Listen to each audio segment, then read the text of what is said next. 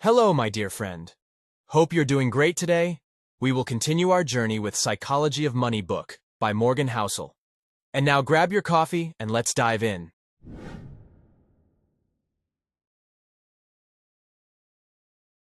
John Bogle, the Vanguard founder who passed away in 2019, once told a story about money that highlights something we don't think about enough. At a party given by a billionaire on Shelter Island, Kurt Vonnegut informs his pal, Joseph Heller, that their host, a hedge fund manager, had made more money in a single day than Heller had earned from his wildly popular novel Catch-22 over its whole history. Heller responds, "Yes, but I have something he will never have. Enough. Enough." I was stunned by the simple eloquence of that word. Stunned for two reasons. First, because I have been given so much in my own life, and second, because Joseph Heller couldn't have been more accurate. For a critical element of our society, including many of the wealthiest and most powerful among us, there seems to be no limit today on what enough entails. It's so smart and so powerful. Let me offer two examples of the dangers of not having enough and what they can teach us. Rajat Gupta was born in Kolkata and orphaned as a teenager. People talk about the privileged few who begin life on third base. Gupta couldn't even see the baseball stadium. What he went on to achieve from those beginnings was simply phenomenal. By his mid-40s, Gupta was CEO of McKinsey, the world's most prestigious consulting firm. He retired in 2007 to take on roles with the United Nations and the World Economic Forum. He partnered on philanthropic work with Bill Gates. He sat on the board of directors of 5 public companies. From the slums of Kolkata, Gupta had quite literally become one of the most successful businessmen alive. With his success came enormous wealth. By 2008, Gupta was reportedly worth $100 million. It's an unfathomable sum of money to most. A 5% annual return on that much money generates almost $600 an hour, 24 hours a day. He could have done anything he wanted in life, and what he wanted, by all accounts, wasn't to be a mere centimillionaire. Rajat Gupta wanted to be a billionaire, and he wanted it badly. Gupta sat on the board of directors of Goldman Sachs, which surrounded him with some of the wealthiest investors in the world. One investor, citing the paydays of private equity tycoons, described Gupta like this: "I think he wants to be in that circle. That's a billionaire circle, right? Goldman is like hundreds of millions, right?" Right. So Gupta found a lucrative side hustle. In 2008, as Goldman Sachs stared at the wrath of the financial crisis, Warren Buffett planned to invest $5 billion into the bank to help it survive. As a Goldman board member, Gupta learned of this transaction before the public. It was valuable information. Goldman's survival was in doubt, and Buffett's backing would surely send its stock soaring. 16 seconds after learning of the pending deal, Gupta, who was dialed into the Goldman board meeting, hung up the phone and called a hedge fund manager named Rajaratnam. The call wasn't recorded, but Rajaratnam immediately bought 175,000 shares of Goldman Sachs, so you can guess what was discussed. The Buffett-Goldman deal was announced to the public hours later. Goldman stock surged. Rajaratnam made a quick $1 million. That was just one example of an alleged trend. The SEC claims Gupta's insider tips led to $17 million in profits. It was easy money. And, for prosecutors, it was an even easier case. Gupta and Rajaratnam both went to prison for insider trading, their careers and reputations irrevocably ruined. Now consider Bernie Madoff. His crime is well known. Madoff is the most notorious Ponzi schemer since Charles Ponzi himself. Madoff swindled investors for 2 decades before his crime was revealed, ironically just weeks after Gupta's endeavor. What's overlooked is that Madoff, like Gupta, was more than a fraudster. Before the Ponzi scheme that made Madoff famous, he was a wildly successful and legitimate businessman. Madoff was a market maker, a job that matches buyers and sellers of stocks. He was very good at it. Here's how the Wall Street Journal described Madoff's market-making firm in 1992.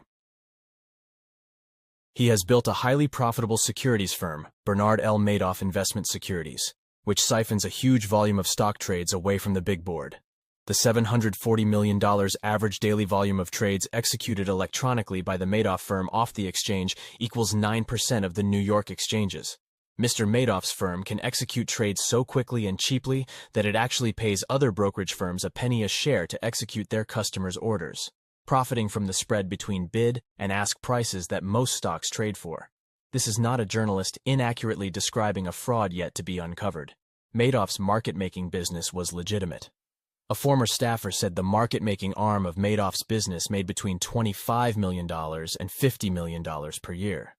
Bernie Madoff's legitimate, non-fraudulent business was by any measure a huge success. It made him hugely and legitimately wealthy. And yet, the fraud. The question we should ask of both Gupta and Madoff is why someone worth hundreds of millions of dollars would be so desperate for more money that they risked everything in pursuit of even more. Crime committed by those living on the edge of survival is one thing. A Nigerian scam artist once told the New York Times that he felt guilty for hurting others. But poverty will not make you feel the pain. What Gupta and Madoff did is something different. They already had everything. Unimaginable wealth, prestige, power, freedom, and they threw it all away because they wanted more. They had no sense of enough. They are extreme examples. But there are non-criminal versions of this behavior. The hedge fund long-term capital management was staffed with traders personally worth tens and hundreds of millions of dollars each, with most of their wealth invested in their own funds. Then they took so much risk in the quest for more that they managed to lose everything. In 1998, in the middle of the greatest bull market and strongest economy in history. Warren Buffett later put it, to make money they didn't have and didn't need, they risked what they did have and did need. And that's foolish. It is just plain foolish.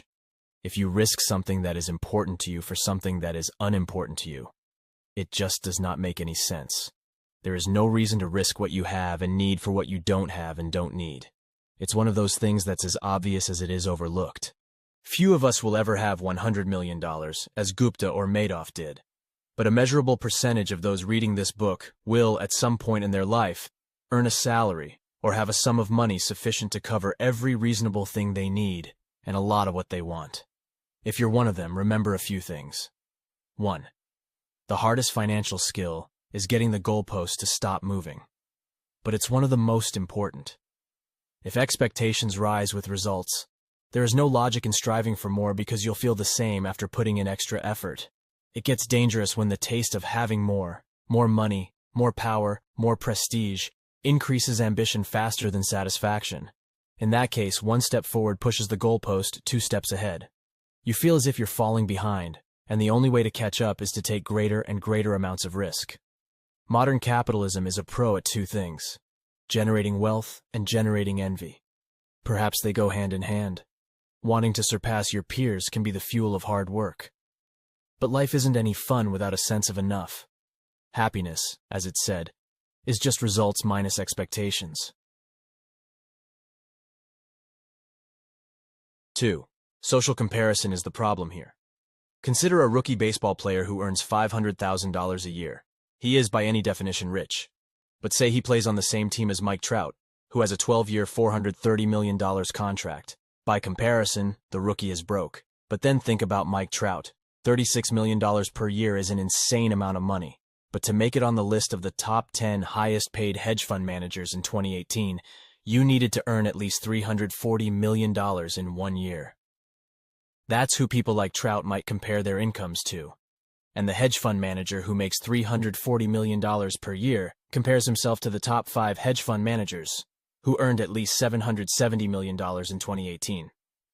Those top managers can look ahead to people like Warren Buffett, whose personal fortune increased by $3.5 billion in 2018. And someone like Buffett could look ahead to Jeff Bezos, whose net worth increased by $24 billion in 2018, a sum that equates to more per hour than the rich baseball player made in a full year. The point is that the ceiling of social comparison is so high that virtually no one will ever hit it, which means it's a battle that can never be won, or that the only way to win is to not fight to begin with, to accept that you might have enough, even if it's less than those around you. A friend of mine makes an annual pilgrimage to Las Vegas. One year he asked a dealer, "What games do you play and what casinos do you play in?" The dealer, stone cold serious, replied, "The only way to win in a Las Vegas casino is to exit as soon as you enter." That's exactly how the game of trying to keep up with other people's wealth works too. 3. Enough is not too little. The idea of having enough might look like conservatism, leaving opportunity and potential on the table. I don't think that's right. Enough is realizing that the opposite, an insatiable appetite for more, will push you to the point of regret. The only way to know how much food you can eat is to eat until you're sick. Few try this because vomiting hurts more than any meal is good. For some reason, the same logic doesn't translate to business and investing, and many will only stop reaching for more when they break and are forced to. This can be as innocent as burning out at work or a risky investment allocation you can't maintain.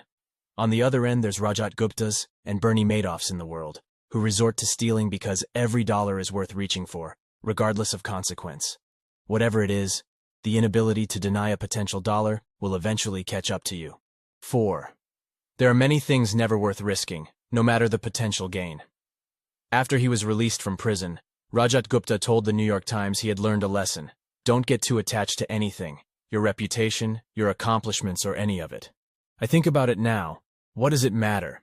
Okay, this thing unjustly destroyed my reputation. That's only troubling if I'm so attached to my reputation. This seems like the worst possible takeaway from his experience, and what I imagine is the comforting self-justifications of a man who desperately wants his reputation back, but knows it's gone. Reputation is invaluable. Freedom and independence are invaluable. Family and friends are invaluable. Being loved by those who you want to love is invaluable. Happiness is invaluable. And your best shot at keeping these things is knowing when it's time to stop taking risks that might harm them. Knowing when you have enough. That's it for this episode. I hope you had a great time. I can't wait to see you in the next episode where we will continue our journey and talk about the most powerful tool for building enough. It is remarkably simple and doesn't require taking risks that could damage any of these things. Don't forget to like and subscribe. Have a great day.